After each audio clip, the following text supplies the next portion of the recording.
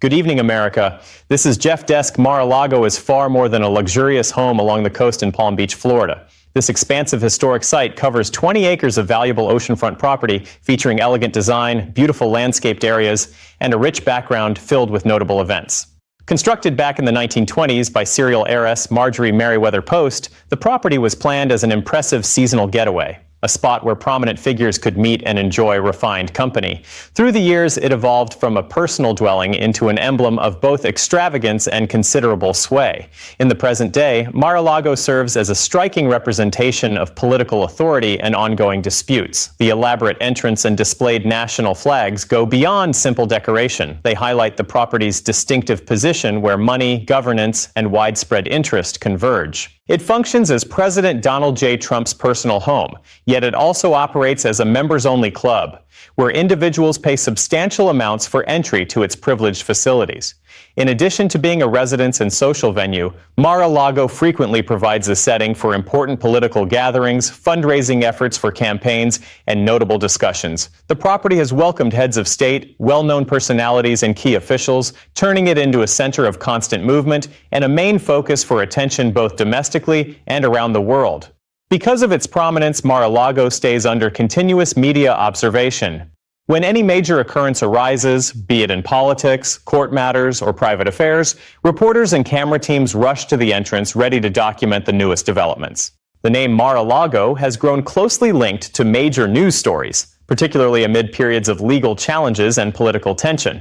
The estate has found itself deeply involved in several prominent inquiries, above all concerning the management of sensitive government papers following Trump's initial presidency. Images of official vehicles and agents positioned at the gates have turned into familiar visuals, standing for the property's connection to persistent court proceedings and broader conversations about standards for those who hold high office and responsibility. Reports concerning the estate, whether accurate or based on hearsay, move swiftly through online platforms, news sites, and TV coverage. The strong public interest in Mar-a-Lago ensures that minor updates can trigger sharp discussions, guesses, and a rush of stories in the press. The estate's standing keeps it firmly placed in national conversations, regardless of the subject at hand. As a powerful symbol, even hints of official action against it generate intense responses from all sides of the political divide. Crowds of demonstrators and backers assemble beyond the entrance, while analysts on air debate its possible future with strong conviction. To a great many people, Mar-a-Lago stands for something larger than bricks and grounds. It's a field of conflict over fundamental matters like fairness, authority, and the direction of the nation's system of government. Grasping Mar-a-Lago's place in U.S. political life helps explain its frequent appearance in dramatic news coverage. The combination of its historical importance, financial standing, and role in governance turns it into a frequent target for disagreement and steady examination by analysts and reporters. When bold assertions surface about what might happen to it, it's essential to distinguish reliable information from unfounded claims. In an environment where unverified stories travel quicker than confirmed details, getting a clear picture of the actual situation at Mar-a-Lago allows us to look past sensational reports and recognize the intricate part this property plays in the country's continuing political narrative. Lately, platforms across the internet have been filled with dramatic assertions that drew notice from huge numbers of viewers. Online discussion surged as users posted, forwarded, and reacted to an account that appeared almost unbelievably intense. The assertion involved a federal judge supposedly taking over the Mar-a-Lago estate belonging to former President Donald Trump in Florida. Messages featuring eye-catching titles and forceful wording circulated rapidly, stirring up guesses and arguments nationwide. This account, which provided little solid information, built momentum quickly. It triggered strong anger from Trump's backers, who viewed it as an extreme step too far. At the same time, those opposed to Trump welcomed what they took as a delayed step toward fairness. Various tellings of the account loosely connected the alleged action to Trump's current legal difficulties, particularly the well-known matter involving sensitive papers located at Mar-a-Lago. The shortage of clear facts only increased the uncertainty, as individuals attempted to figure out what had truly occurred. That lack of detail made the claim hard to fully reject, while making it surprisingly simple for many to accept. In our deeply divided political atmosphere, stories of this kind can move fast, with individuals often embracing bold ideas that align with what they already think. Supporters of Trump regard the notion of official takeover of Mar-a-Lago as further proof of targeted opposition, an effort to quiet or penalize their preferred figure. Critics, on the other hand, see the account as an overdue measure of responsibility, evidence that the rules apply equally, even to someone who once led the nation. Still, it's vital to keep in mind that popular posts and trending items do not equal established truth. Bold statements that gain speed so quickly require thorough review and a reasonable level of doubt.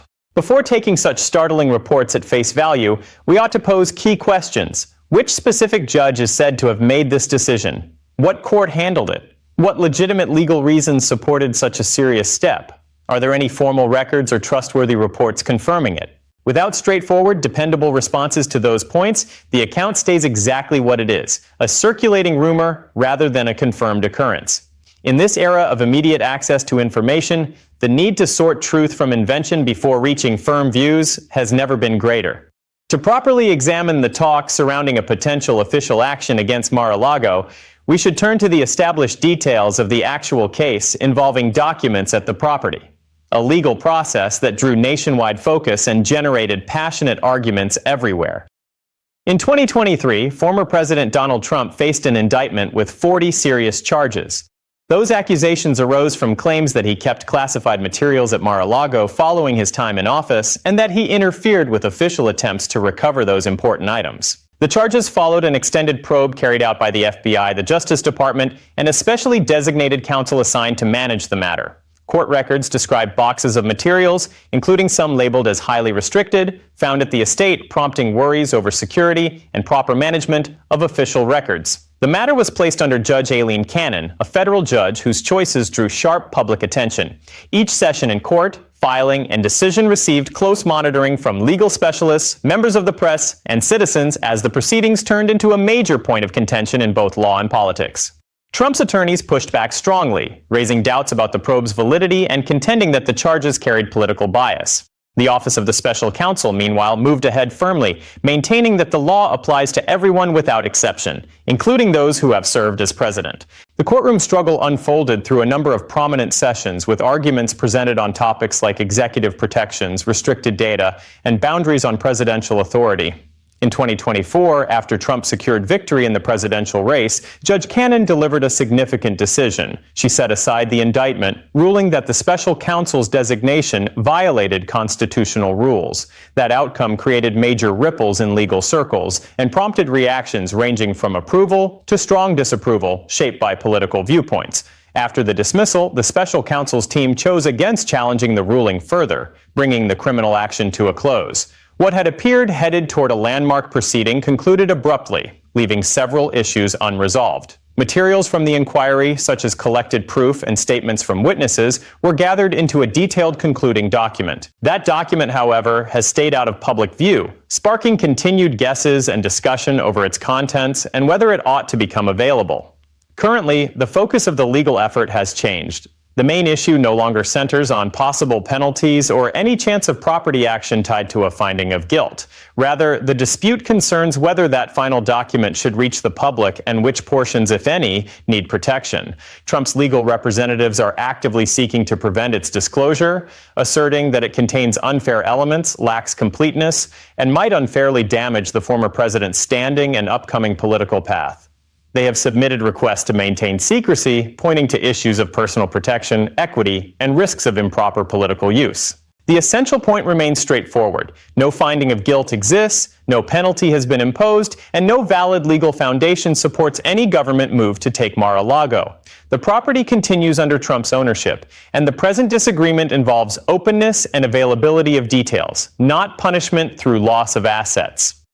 Judge Aileen Cannon has held a key position in the Mar-a-Lago proceedings from the start. Named to the bench by Trump, her determinations have attracted heavy examination and differing opinions. She initially gained notice by approving Trump's motion for an independent reviewer of seized items, though that step was later reversed. Her most impactful action came in setting aside the charges against Trump, based on concerns about the special counsel's role under the Constitution. This concluded the criminal side before any trial and redirected attention to the status of the special counsel's document. Judge Cannon has since placed a temporary hold on its release, with a final outcome still awaited. Her involvement has guided the course of events, but none of her steps have included taking control of Trump's holdings. Her decisions address process and disclosure, not removal of property.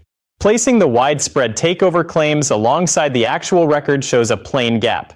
Taking assets demands a criminal finding and judicial directive. Neither is present here. The charges were dropped, and no ongoing prosecution or admission exists. No respected news source has covered any judicial step to claim Mar-a-Lago. Current coverage centers on Trump's efforts regarding the special counsel document and separate matters before higher courts, not holdings. In reality, Trump appeared publicly not long ago at an event in Palm Beach honoring a roadway named after him. His visible role at Mar-a-Lago stands in direct opposition to ideas of government takeover. These circulating claims lack support and fall apart under basic checks of known information.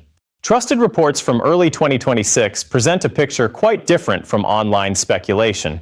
Leading organizations discuss Trump's arguments in court over the special counsel document and other unrelated Supreme Court matters, with no reference to property actions. ABC News, along with Reuters, described Trump's legal positions and public events, including one at Mar-a-Lago. Nothing indicates a judge directing seizure of the estate. An action of that magnitude would command global attention, not appear only on marginal sites. The genuine developments involve legal filings and open gatherings, not loss of property. The complete lack of solid reporting on any seizure stands as the clearest sign that the claim holds no truth. Mar-a-Lago stays fully in Trump's hands. This rumor about seizure at Mar-a-Lago illustrates how false information gains strength on digital platforms. Eye-catching titles are designed to stir feelings and encourage quick forwarding, truth aside. Many users pass along based purely on the heading, a habit known as headline forwarding. Platform systems boost striking accounts, particularly those matching what people already hold true. This draws in both those against Trump and his advocates, strengthening their views and carrying the claim wider. By the point corrections appear, the incorrect version has already reached vast audiences. Straightforward, startling falsehoods frequently move ahead of more detailed reality in the current online setting. The Mar-a-Lago example underscores the critical need for checking facts by all. Take a moment before passing on bold claims. Examine their source. Confirm whether established news groups cover it and multiple places report the same. Go further than the title and seek precise, checkable elements. Missing those specific signals potential falsehood. Promoting careful thought and thoughtful sharing can reduce the reach of untrue accounts. In a time overwhelmed by details, the ability to tell apart truth and invention represents an important responsibility for citizens. After examining all dependable sources, the facts stand clear. No judge has taken Mar-a-Lago. The property continues as Trump's personal home and under his direction. The takeover narrative amounts to complete misinformation unrelated to events. The actual legal disagreement involves making the special counsel document available, not control of the estate. Additional court matters involving Trump connect to other areas, not Mar-a-Lago. This situation serves as a reminder about handling media wisely. Always confirm details before accepting or distributing them. Trump keeps ownership and presence at Mar-a-Lago, backed by recent visible activities. This is Jeff Desk. Stay awake, America. We'll see you in the next one.